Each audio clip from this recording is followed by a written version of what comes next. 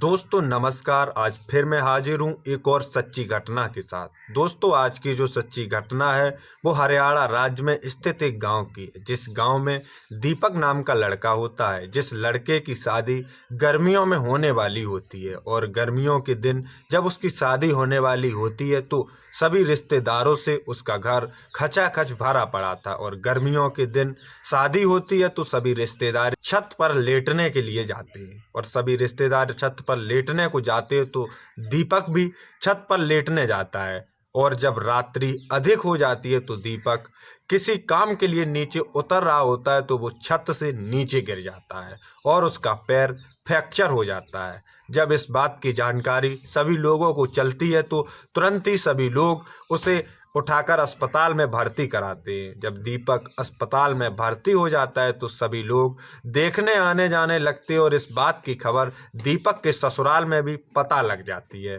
तो दीपक के ससुराल वाले लोग ये बात सुनकर शौक रह जाते हैं और दीपक के ससुर और सास और वो लड़की जो होती है जिससे दीपक की शादी होने वाली होती है, जिसका नाम संध्या होता है, वो भी अपने माता पिता के साथ दीपक को देखने अस्पताल आती है। और जब वो दीपक को देखती है तो दोनों एक दूसरे को देखकर रोने लगते हैं।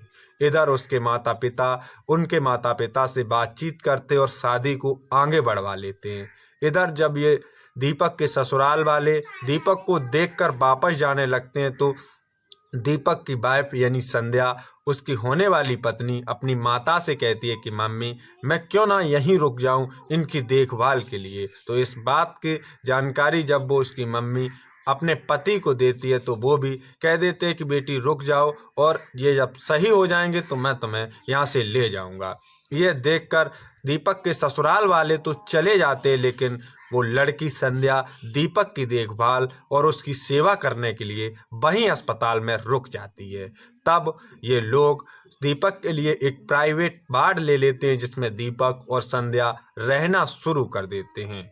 ये दोनों बड़े ही आराम से रह रहे होते हैं और संध्या दीपक की सेवा कर रही होती है। जब दीपक करीब 10 दिन बाद बेड से चलना शुरू कर देता है तो वो संध्या के कंधे पर हाथ रख के कमरे में घूमना शुरू कर देता है। जब ये दोनों घूमते हैं और दोनों आपस में बहुत अच्छी तरीके से घुल मिल जाते हैं तो एक दिन डॉक्टर आकर कहता है कि दीपक जी, आपकी 3 दिन बाद छुट्टी होने वाली है।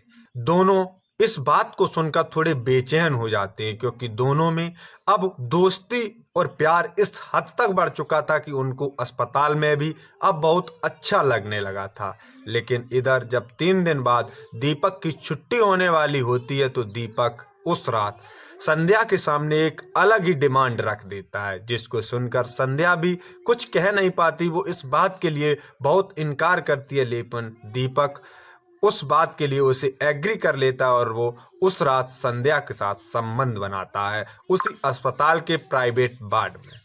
इधर संध्या भी अब कुछ नहीं कहती और तीसरे दिन इन दोनों की छुट्टी हो जाती है तो संध्या अपने घर चली जाती है और दीपक अपने घर पहुंच जाता है। जब ये दीपक अपने घर पहुंचता है तो जब इसके घर के माता पिता दीपक से इसकी शादी के बारे में पूछते हैं तो दीपक अब संध्या से शादी करने के लिए इनकार कर देता है।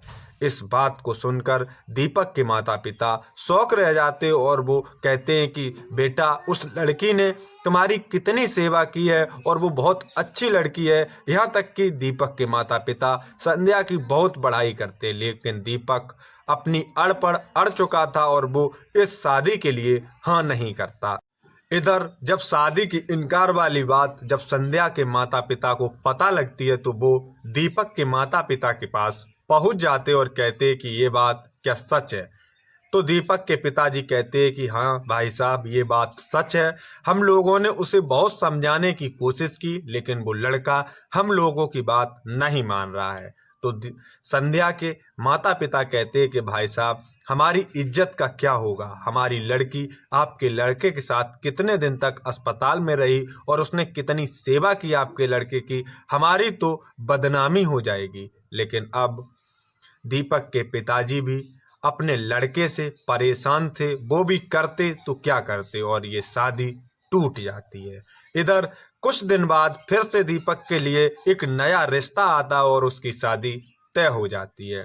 लेकिन इत्तेफाक से शादी के 4 दिन पहले दीपक का फिर से एक एक्सीडेंट में दूसरा पैर टूट जाता है। तो फिर से दीपक अस्पताल में भर्ती होता है, लेकिन दीपक उसी अस्पताल में फिर से भर्ती होता है जिसमें वो पहले रहा था। इधर जब दीपक उस अस्पताल में भर्ती होता है तो एक नर्स से संध्या की दोस्ती हो जाती है और उसके जाने के बाद भी उन दोनों की बातचीत हुआ करती थी। और जब वो नर्स दीपक को दोबारा से उस अस्पताल में देखती है तो इस बात की जानकारी वो नर्स संध्या को दे देती है।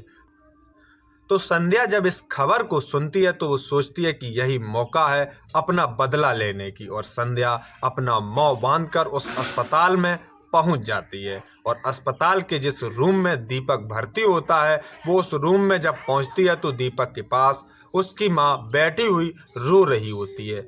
संध्या उसके रूम में पहुंचकर पहले तो दीपक के माँ के पैर छूती है। तो दीपक की माँ तो संध्या को नहीं पहचान पाती, लेकिन दीपक एक झलक में ही संध्या को पहचान लेता और उसे देखकर रोना शुरू कर देता है।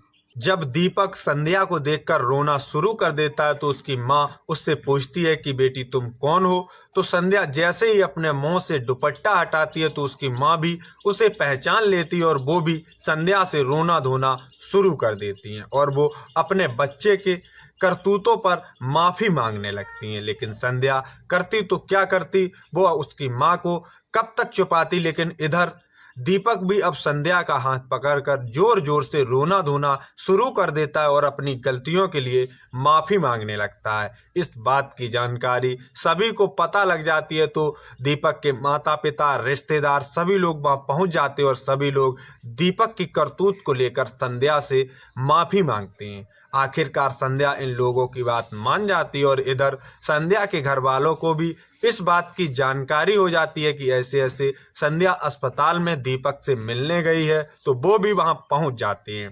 तब दीपक के माता पिता संध्या के माता पिता से उसकी करतूतों के लिए माफ़ी मांगते हैं और फिर से संध्या से शादी करने की चाह जताते हैं। और दीपक भी संध्या को अब छोड़ने के लिए एग्री नहीं होता। वो भी अब संध्या से बेइंतहा मोहब्बत करता है और वो भी कहता है कि मैं शादी करूंगा तो अब संध्या से ही करूंगा। इस बात को लेकर जब इन दोनों के माता पिता को पता लगता है तो फिर से संध्या और दीपक की शादी तय कर दी जाती है।